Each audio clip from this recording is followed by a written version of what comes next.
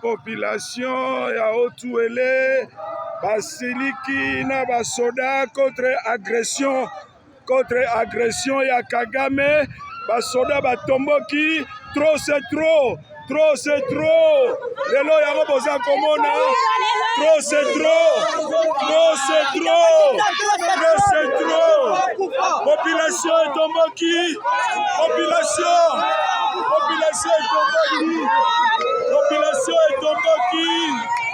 Population etomboki. Awana Otuele Barwande.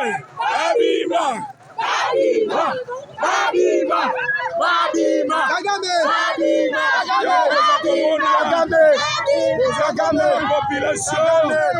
Population etomboki awa.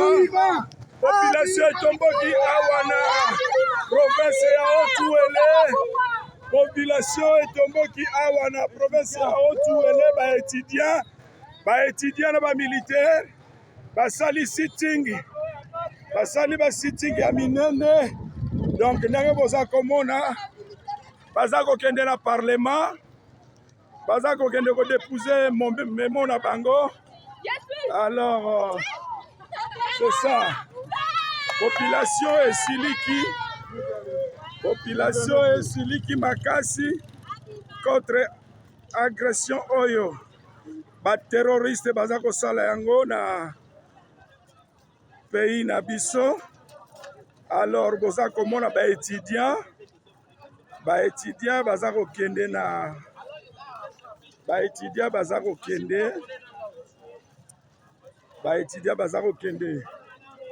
na parlement, baza kokende. Donc Kagame yango bomoni batianso na rouge. Kagame abima. Ouais. Oh là là, les populations sont nombreuses. Les populations, ça va. Ezalaki Wabino, le président des présidiums Rachidi Koupa, en direct d'Isiro. Oyo biloko eza kosalema na minute oyo awa na mboka Isiro. Population, ba-étudiant basiliki makasi. Contre agression ya terroriste ya Rwandais.